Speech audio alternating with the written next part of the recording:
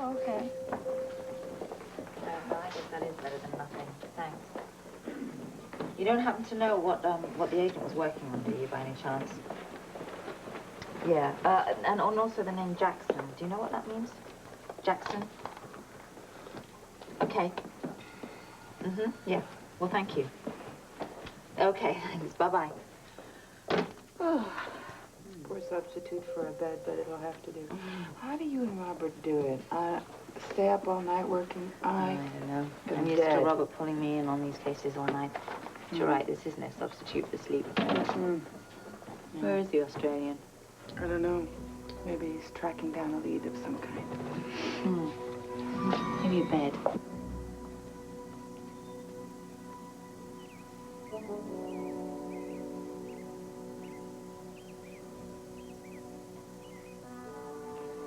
Maybe something did happen.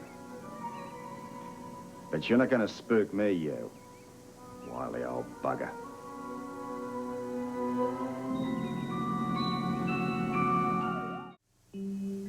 Come closer by the fire, buddy.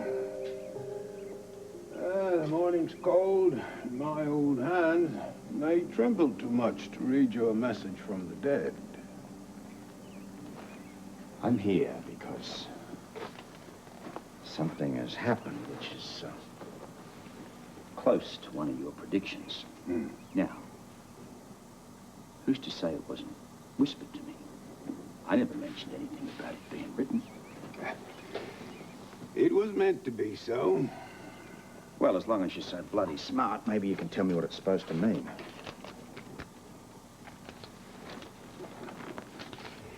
When you were a boy, and I taught you where the dingoes lived, even then you would not heed my warning. Teach me how to catch them was what you demanded.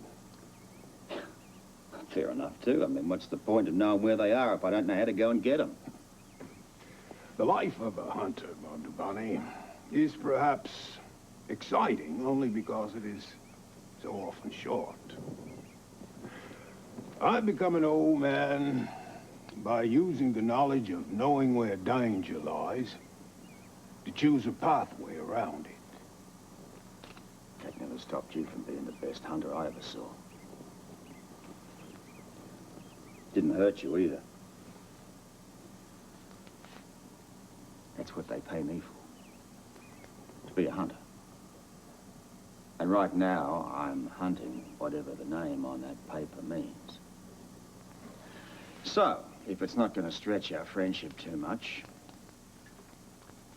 why don't you tell me whatever you know? I cannot tell you what Jackson means.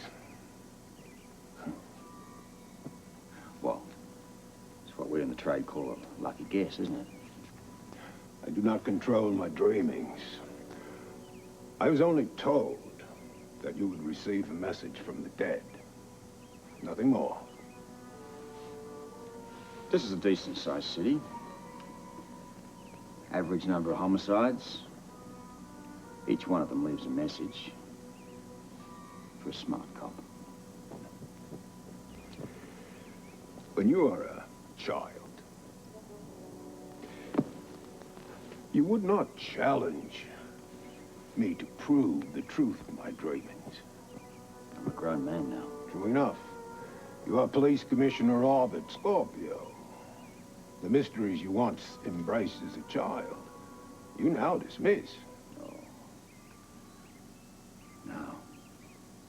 No, you're wrong about that, old mate.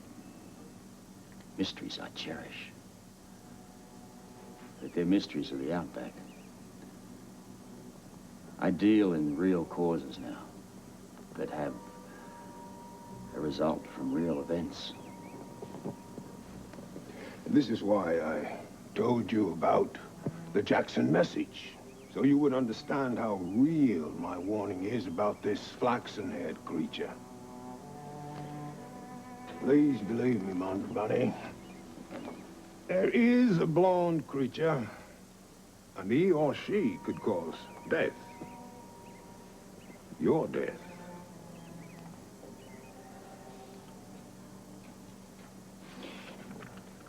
You're not going to spook me. You worry too much. You always did.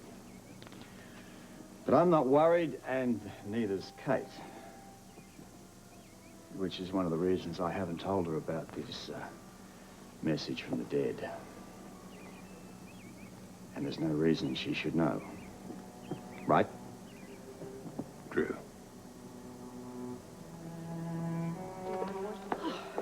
All right, all right. What's coming down with this caper? Anna, I've got somebody from the WSB who says he'll talk, but only to someone with Q security clearance. Yeah. Anna, what's Q security clearance? Oh, it's top secret, Iona. Oh, Sir Catherine, is Robert all right? Robert asked for me to wait for him here, but I'll tell you what, why don't we go into the cafeteria, and I'll tell you everything I can, all right? All right. All right, let's go.